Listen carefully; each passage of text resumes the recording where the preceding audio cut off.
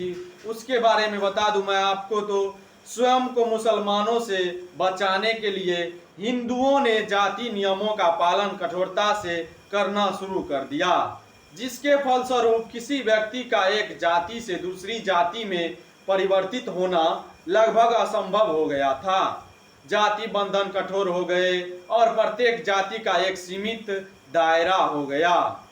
इसी के साथ दूसरा है, भारतीय समाज में सुख और विलासता की भावना पलने लगी। उसके बारे में बता दूं मैं आपको। तो प्रारंभ में मुस्लिम विजेताओं ने अत्यधिक कठोर जीवन व्यतीत किया और वे अत्यंत परिश्रमी रहे, परंतु जैसे जैसे उनके पास दौलत और सत्ता आती गई वे आराम तलबी होते गए और उनमें आलस्य बढ़ता गया।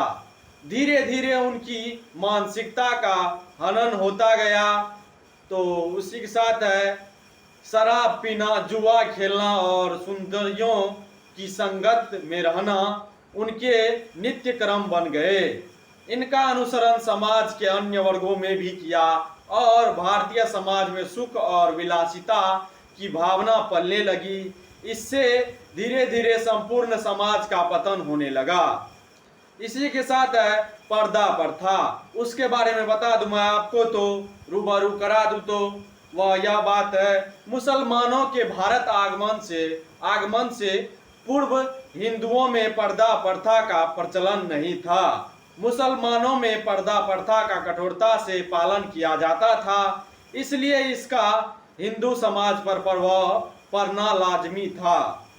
मुसलमानों की पर्दा प्रथा का हिंदुओं पर प्रभाव पड़ा, लेकिन हिंदुओं से इस प्रथा को बदली हुई परिस्थितियों के कारण अपनाया और अपनी स्त्रियों को मुसलमानों की गिद्ध नजरों से सुरक्षित रखने के लिए हिंदुओं ने इस प्रथा को अपनाया।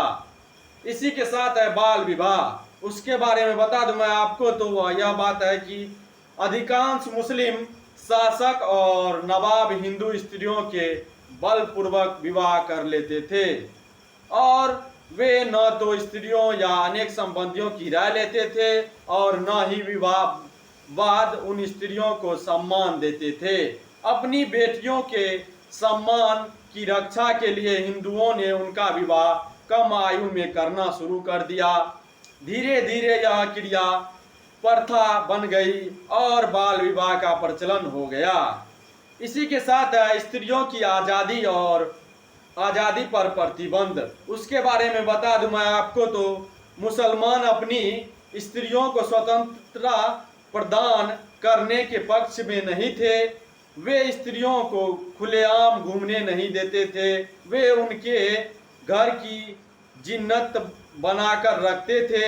उनके अधिकतर घर की चारदीवारी तक ही सीमित थी अधिकार जो है।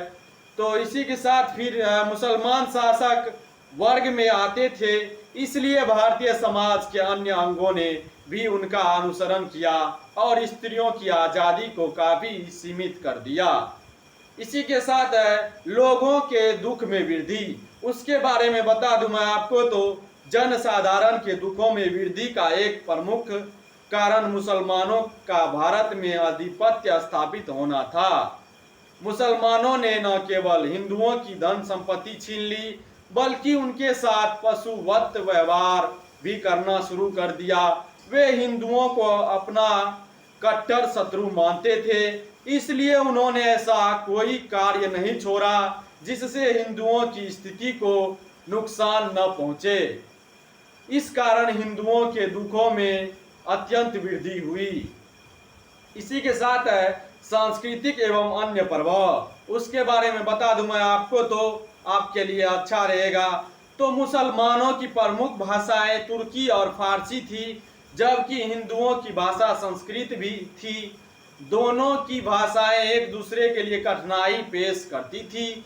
हिंदुओं के लिए तुर्की और फारसी भाषाएं कठिन थी और मुसलमानों के लिए संस्कृत और हिंदी कठिन थी। इसलिए दोनों के प्रयासों के फलस्वरूप एक अलग भाषा उर्दू का विकास हुआ। इसी के साथ विभिन्न कलाओं का एक होना।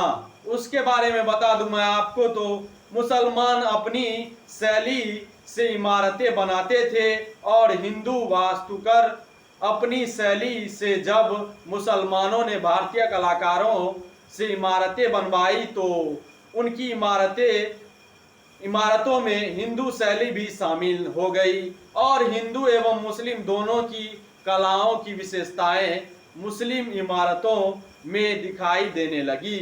इसी प्रकार चित्रकला, संगीत, नृत्य आदि कलाओं में भी हिंदू और मुस्लिम कलाएं शामिल हो गई। इसी के साथ है हिंदू कला का पतन। मुसलमान के आते ही